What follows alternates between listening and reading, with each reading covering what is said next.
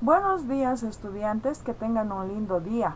Antes de ingresar a la explicación de los aspectos relacionados con la presente tarea, nos ponemos en la presencia de Dios, dándole las gracias por todas las situaciones que pasamos en la actualidad y entendiendo que todo tiene un propósito para Dios.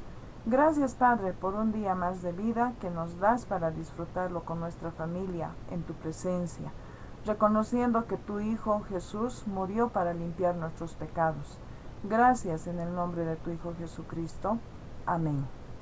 Pues bien, como pueden ver, vamos a hablar ahora de las mutaciones genéticas, ¿ya? Y es parte de la continuación del trabajo que realizaron con anterioridad, es decir, de las anomalías o malformaciones. Para ello vamos a recordar las leyes de Mendel.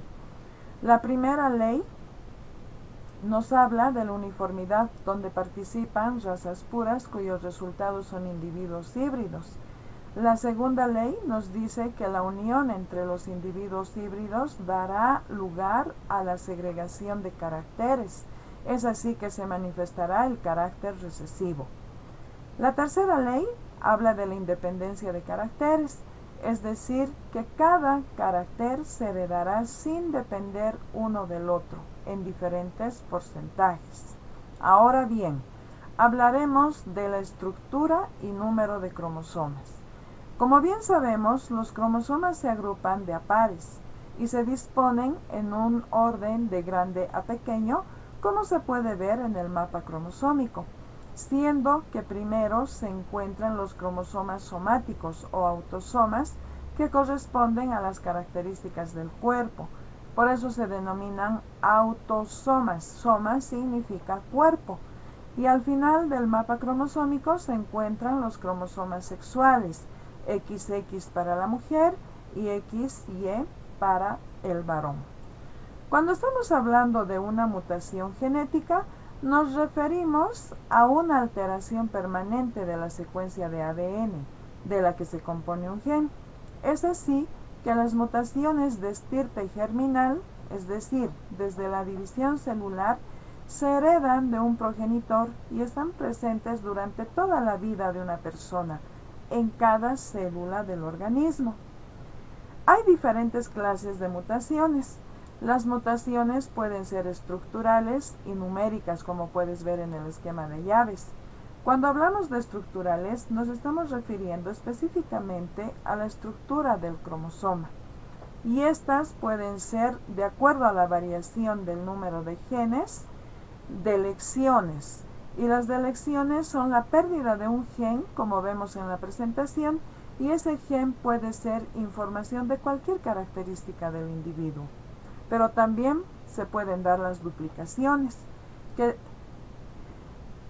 es el aumento en el número de genes, es decir, que estos se repiten. De acuerdo a la disposición de los genes, se pueden dar también las inversiones, es decir, se cambia el orden de los genes.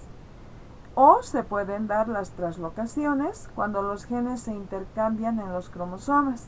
No se pierden, pero sí cambian el orden, no en un cromosoma, sino de un cromosoma a otro. Pero también podemos observar que cuando nos estamos refiriendo a las mutaciones numéricas, estamos hablando de la variación en el juego de cromosomas o en el número de cromosomas. Y podemos tomar en cuenta la haploidía, donde se disminuye el número de juegos cromosómicos. Es decir, en vez de presentar después de la división celular células diploides con 2 juegos de cromosomas, solo presenta células con un juego de cromosomas. O también podemos ver la poliploidía, que es lo contrario de la haploidía, es decir, se presentan más juegos de cromosomas, pueden ser 3, como vemos en el gráfico. Y también podemos hablar de las variaciones del número de cromosomas. Puedes ver en la disposición gráfica la aneuploidía, que son pérdidas que se pueden dar o ganancias que se pueden dar en los juegos de cromosomas. Por lo tanto, no hay un número determinado de cromosomas. Haciendo un resumen, vemos que las mutaciones afectan tanto el orden de los genes en los cromosomas como también el número de juegos cromosómicos.